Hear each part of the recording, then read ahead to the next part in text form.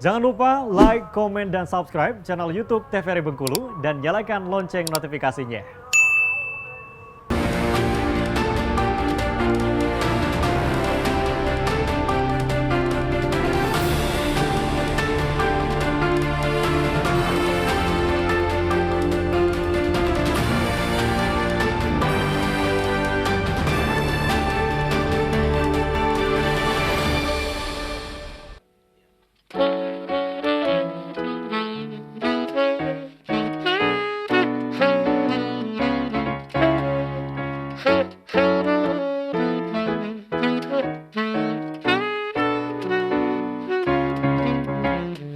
Bergetar hatiku saat ku berkenalan dengannya.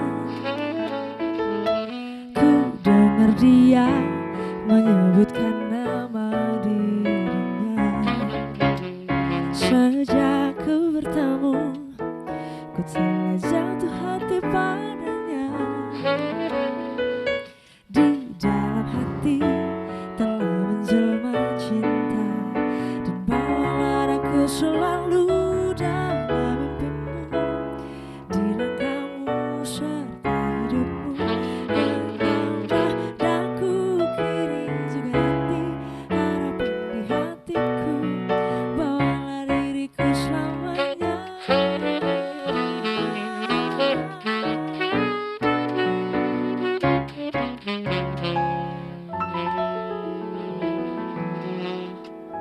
Mirsa di Bendut TVRI Bengkulu, ruang konsultasi TVRI Bengkulu sore hari ini masih bersama saya Khairul Fahmi dan juga dua orang narasumber kita. Yang pertama ada Dr. Lisda Naomi dan juga Dr. Putri Santi. Kita masih membahas mengenai tema bahayanya benjolan di balik telinga. Nah, kita ngobrol kembali bersama dengan narasumber kita sore hari ini. Nah, Dr. Lisda, apakah benjolan itu baik di bawah telinga atau dimanapun area tubuh kita itu bisa hilang dengan sendirinya atau tidak? Gitu. Jadi pada dasarnya adalah kembali lagi kepada penyebabnya. Jawabannya ada yang bisa hilang, ada juga yang enggak. Mungkin muncul pertanyaan, jadi yang bisa hilang itu gimana? Yang seperti apa? Ya. Gitu kan? Jadi yang bisa hilang itu adalah tadi contohnya gampangnya kelenjar getah bening nih. Kelenjar getah bening itu sebenarnya bukan cuma di daerah belakang telinga sampai ke daerah bawah rahang aja. Tapi di daerah ketiak, kemudian di daerah lipat paha dalam, itu juga sebenarnya ada kelenjar getah bening. Nah, ketika ada sebuah benjolan di sana, di organ tubuh lain artinya ya, misalnya di daerah ketiak, yang penyebabnya misalnya adalah sebuah infeksi, paling gampangnya kita tarik itu adalah infeksi saluran pernafasan akut, yang penyebabnya misalnya adalah virus. Nah, seperti kita ketahui bahwa virus kan sifatnya self-limiting disease, artinya sebuah penyakit yang sebenarnya dia akan sembuh sendiri dengan imun kita, gitu ya. Jadi sebenarnya kalau virus itu kita tidak terlalu membutuhkan antivirus gitu, karena sebenarnya imun kita lah atau tentara di dalam tubuh kita lah yang akan memerangi itu. Nah, ketika sudah selesai masa infeksius dari virus ini, lalu kemudian imunnya kita perkuat, misalnya dengan penambahan suplemen vitamin tambahan atau makan makanan yang bergizi, istirahat yang teratur atau cukup, maka nanti dia akan hilang infeksi saluran pernafasannya tadi, maka dengan seperti itu akan hilanglah pula benjolan ini tadi. Oke, baik. Jadi ada yang bisa hilang, ada juga yang bisa hilang ya. Kita kembali ke Dr. Putri Santi nih. Tadi kita berbicara mengenai benjolan di bawah telinga itu ada yang bilang tumor dan sebagainya. Nah, kalau ke kanker, ini bisa ciri-ciri ke kanker juga nggak sih untuk benjolan di bawah telinga nih, Dok? Bisa. Tadi sudah disinggung ya, ketika kita ngomongin tentang benjolan yang ukurannya semakin besar dan dalam waktu yang cepat, misalnya dalam waktu. Jadi kita ketika untuk masyarakat nih, ketika ada benjolan harus diketahui gitu. Munculnya awal mulanya sebesar apa? Kalau misalnya awal mulanya sebesar kelereng, terus sebulan, 2 bulan, 3 bulan dia udah lebih besar daripada itu, berarti kan dia progresif atau cepat ukurannya. Berarti kita udah mulai curiga tuh, berarti ada pertumbuhan yang abnormal. Tadi dokter Linda sudah jelaskan. Terus yang perlu diperhatikan lagi juga tadi, yang paling penting adalah gejala penyertanya. Ketika kita ngomongin keganasan atau kanker tadi ya, itu gejala penyertanya yang paling sering adalah penurunan berat badan, terus ada mimisan yang harus kita sudah pay attention ke gejala tersebut. Terus juga mungkin ketika misalnya ada keluar cairan dari hidung atau dari telinga yang kita nggak tahu nih penyebabnya apa. Kira-kira nggak ada angin, nggak ada hujan, tiba-tiba kita ada berdarah misalnya hidungnya, terus misalnya dari telinga keluar cairan yang terus-terusan, yang kita nggak ada penyakit apa-apa sebelumnya, berarti kita udah curiga nih ada sesuatu yang terjadi di dalam tubuh kita. Jadi setuju ya dengan dokter Lisa tadi, ketika kita ngomongin tentang kelenjar getah bening di belakang telinga kita, itu sebenarnya mereka normalnya memerangi benda asing yang masuk dalam tubuh kita, kayak misalnya ada bakteri, ada virus. Ketika mereka sudah tidak mampu lagi berperang, nah itu yang kita sudah harus curiga, kita harus pay attention untuk hal tersebut. Tapi kalau kita ngomongin tentang keganasan, berarti dia sudah besar kan ukurannya. Nah, itu yang harus diperiksakan ke dokter, harus datang ke vaskes pertama, diperiksakan, diceritakan riwayat penyakitnya seperti apa, terus nanti dokternya akan mengedukasi ke pasiennya apakah ini sudah curiga keganasan atau tidak. Jadi jawabannya bisa ke keganasan. Nah, untuk perbedaan tumor dan kanker itu apa sih, Dok? Boleh silakan dijelaskan. Kalau kita ngomongin tumor, biasanya tumor itu sesuatu hal yang jinak ya, Dok ya. Jadi kalau kita ngomongin tentang kanker, itu sesuatu hal yang ganas. Gitu. Perbedaannya di situ. Untuk perbedaan gejalanya ya tadi ya, kalau misalnya pembesarannya progresif dan cepat itu biasanya ke kanker. Kalau pembesarannya dalam waktu 1 tahun, dia ukurannya cuman membesarnya sedikit-sedikit, berarti itu kemungkinan tumor.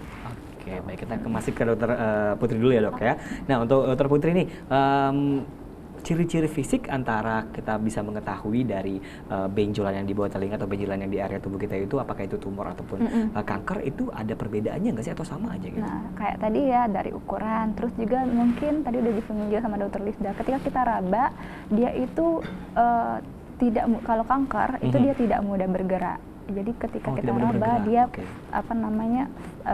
lengket gitu. Ketika kita gerakkan, dia tidak mobile. Kalau kita masih bisa gerakkan, masih bisa kayak tadi kami bilang ya, masih bisa bergerak-gerak, ketika disebutkan itu bisa jadi tumor. Itu kalau dari palpasi atau perabaan. Kalau dari palpasi lagi ya, perabaan lagi tadi, kalau misalnya dia berbenjol-benjol dan jumlahnya banyak, itu bisa jadi kanker. Tapi kalau kayak cuma satu, kita bisa raba batasnya, kan ada bulat nih, misalnya kita raba, oh ada batasnya nih, kita keraba batasnya, oh berarti itu masih menjurus kepada tumor. Tapi kalau kayak nggak ada batasnya nih, kayak dia stuck di satu tempat, tapi kita nggak bisa keraba batas dari benjolannya itu seluas mana sih gitu. Nah itu kita sudah curiga ke keganasan. Terus tadi kita anamnesis lagi, kita tanya lagi ke pasiennya, ini gejala penyertanya apakah ada kayak penurunan berat badan dan lain-lain. Oke, baik, kita kembali ke Dokter Lisda nih. Untuk Dokter Lisda sendiri nih, misalnya nih, kalau untuk cara penghilangnya, kalau tadi kan bisa hilang, tadi bisa enggak nih untuk tumor ataupun juga kanker ini sendiri. Untuk operasinya sendiri, itu memang harus diangkat untuk menghilangkan benjolan tersebut, atau seperti apa sih, Dok? Oke, jadi kalau kita berbicara soal tindakannya gitu ya, kita harus tahu dulu nih penyebabnya apa gitu, lagi-lagi karena nggak semua benjolan itu harus diangkat gitu. Tapi mengganggu loh, Dok, walaupun dia nggak ganas atau nggak apa gitu kan. Ya, berarti kita ini lebih kita tarik spesifik lagi dalam bentuk sebuah tumor gitu ya, mungkin ya. Jadi kalau misalnya karena tadi kalau misalnya dia berupa sebuah infeksi atau bisul, maka nggak perlu diangkat, nanti dengan antibiotik ataupun antibakteri gitu ya, dengan obat radang dia akan hilang gitu tanpa perlu diangkat. Tapi kalau kita berbicara soal ini sebuah pertumbuhan jaringan yang abnormal yang melampaui batas yang seharusnya atau sebuah tumor gitu, maka biasanya sebelum kita angkat, kita harus tahu dulu ini jenisnya apa gitu. Jadi ada stepnya gitu, nggak langsung dari perabaan gitu ya, seperti yang dijelaskan oleh Dokter Putri tadi, ini nih keras gitu, berdengkul-berdengkul gitu, oh ini udah pasti nih keganasan gitu, langsung kita blek ambil gitu semuanya gitu, yang penting hilang, nggak seperti itu. Jadi ada step by step gitu, artinya bahwa ada tahapan-tahapan untuk kita bisa tegak nih diagnosanya apa. Perlu diketahui juga untuk masyarakat di rumah bahwa buat kami para dokter ataupun tenaga medis, sebenarnya kami tidak menyebut istilah ini kanker gitu nama penyakitnya untuk diagnosa gitu ya. Mungkin kami membantu untuk menerangi pengetahuan teman-teman atau masyarakat di rumah. Karena kalau untuk di ilmu kedokteran gitu, biasanya kita bisa menyebutnya sebuah karsinoma, dan itu pun harus spesifik jenisnya apa gitu. Baik. Contoh nih tadi gampangnya, ini sebuah kanker getah bening. Kami menyampaikannya kepada masyarakat ataupun pasien yang terdiagnosa adalah ibu terkena kanker kelenjar getah bening. Tapi buat diagnosanya sendiri itu sebenarnya dimaksudkan adalah limfoma gitu. Jadi ada perbedaan persepsi dulu gitu yang harus dipahami gitu. Nah, jadi ketika itu pun itu curiganya Bu, kita akan jelaskan ke pasien. Namun untuk memastikannya, yang pertama dilakukan stepnya itu adalah kita ambil contoh sampel jaringannya dulu yang dikit gitu. Jadi bisa dengan biopsi. Biopsi itu gampangnya supaya mudah dipahami itu ibaratnya tuh kayak kita nusuk jarum halus, kemudian kita ambil contoh jaringannya. Oke. Lalu kita kirim ke laboratorium patologi anatomi namanya. Jadi laboratorium ini nanti akan khusus melihat di bawah mikroskop, ini kira-kira gambaran sel yang ada di dalam tumor ini benjolan ini apa, mengarah ke tipe apa gitu. Nah, setelah tegak, oh ternyata ini limfoma. Nanti limfoma ada lagi tipenya nih, lebih spesifiknya. Ini tipe yang mana gitu. Nah, udah tegak itu berdasarkan hasil patologi anatomi, barulah mungkin kita akan ambil tindakan. Apakah nanti kita mau yang benar-benar ambil semuanya gitu ya, atau kita biarkan di situ, kita mau pilih radiasi atau kita mau pilih dengan kemo untuk mengecilkan gitu ya. Untuk membunuh sel kanker. Iya, membunuh sel kankernya itu sudah kembali kepada ranahnya dokter onkologi. Oke, baik. Nah, bisa sembuh nggak sih untuk radiasi getah bening sendiri, Dok? Oke, kalau untuk kita bicara keganasan gitu ya, sebenarnya sampai dengan hari ini semua keganasan itu kita tidak menemukan obatnya. Oke. Gitu. Pada prinsipnya sebenarnya tindakan yang kita lakukan itu seperti dengan kemoterapi, radiasi gitu ya, ataupun dengan operasi besar yang kita angkat seluruhnya, itu pun tidak menjamin bahwa itu akan memulihkan atau membunuh secara langsung sel-sel kankernya gitu. Karena sampai hari ini kita tidak menemukan. Namun lagi-lagi kita beranjak pada literaturnya gitu ya, atau bukti ilmiah medisnya bahwa itulah langkah yang harus kita ambil ya. Jadi memang itu yang akan kita lakukan. Karena juga kan pada prinsipnya kalau ditanya sembuh atau enggak, kita sebagai dokter pun kan hanya sebagai perpanjangan tangan Tuhan saja gitu. Oke, baik. Nah, ini misalnya ada kasus nih, Dok. Ada kasus misalnya satu orang pasien nih sudah pernah terdiagnosa tumor juga kanker nih di satu kanker apapun itu misalnya kan. Nah, dan dia pun sudah melakukan beberapa kali kemoterapi dan lain sebagainya. Dan di hasil kemoterapi tersebut sudah mulai membagus dan setahun kemudian itu muncul kembali. Nah, itu seperti apa? Apakah penyebabnya dari gaya hidup makanan mereka atau memang bisa muncul lagi gara-gara masih ada di dalam gitu? Iya. Jadi karena memang sampai hari ini kita belum menemukan ya apa sih sebenarnya cara ampuh untuk membunuh langsung. Kalau awamnya bilang itu sampai ke akar-akarnya lah dok, kalau bisa dibunuh gitu ya. Jadi dia nggak tumbuh-tumbuh lagi gitu. Maunya masyarakat begitu. Sebenarnya maunya dokter juga begitu gitu ya. Cuman yang jadi masalah gitu ya, sampai hari ini kita belum bisa menemukan bagaimana caranya membunuh sampai ke akarnya. Jadi kalau ditanya udah sempat nih membaik dengan kemo, karena memang mungkin itu pilihan terbaik gitu ya menurut ahlinya, menurut dokter onkologi.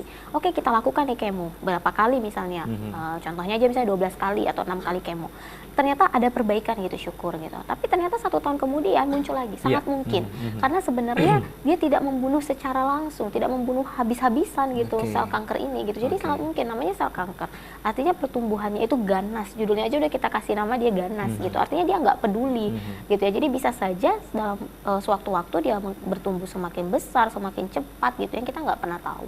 Kalau bicara soal gaya hidup tentu pasti akan beda gitu ya. Ketika kita sudah terdiagnosa suatu keganasan tertentu di organ tertentu, itu pasti akan berubahlah juga gaya hidup kita gitu. Artinya misalnya kayak gampangnya aja deh, makan makanan yang mengandung pengawet gitu ya, itu tentu akan kita hindari gitu ya. Berarti makanan juga termasuk ke salah satu pencetus dari kanker itu sendiri. Ya, tentu itu harus kita hindari gitu. Akan lebih baik dengan makan makanan yang bening gitu ya. Kita balik kayak zaman dulu lah kira-kira. Kalau sekarang kan junk food gitu banyak ya.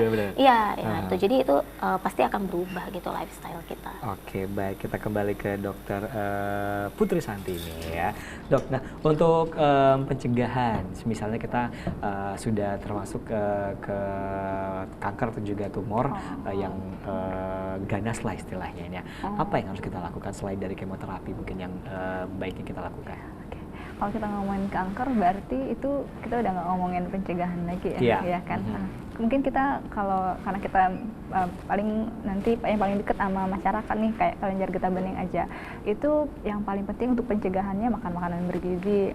Terus tadi ya menghindari makanan-makanan zat yang ada zat aditifnya kayak pemanis, pewarna, kemudian pengawet. Terus juga minum air putih aja, jangan terlalu banyak minuman yang agak banyak zat-zat yang kayak dijual di luar. Terus juga tadi kalau misalnya kita mau fit itu kita harus olahraga, terus istirahat yang cukup, tadi dokter Tirta udah sebutkan. Terus yang paling penting juga kalau saya boleh berpesan kepada masyarakat itu hygiene mungkin Kak, atau kebersihan, karena kan paling sering itu karena infeksi ya, bisa jadi infeksi saluran pernapasan atas, infeksi telinga dan lain-lain. Nah itu biasanya pencetusnya adalah hygiene atau kurang kebersihannya. Jadi mungkin kalau buat teman-teman cuci tangan, terus itu gosok gigi, terus telinganya dibersihkan secara teratur gitu. Kalau kita ngomongin keganasan, untuk pencegahannya tergantung penyebab dari penyakitnya. Kalau misalnya kanker limfoma ya misalnya, itu kan ada lagi nih penyebabnya tuh banyak sekali ya Kak ya, bukan cuma dia langsung datang kankernya gitu, tapi paling bagusnya untuk mencegahnya itu tadi pola hidup sehat, olahraga, istirahat yang teratur, makan makanan yang bergizi. Oke, baik. Kalau gitu kita jadikan dulu, tetap bersama kami pemirsa di TVRI Bengkulu.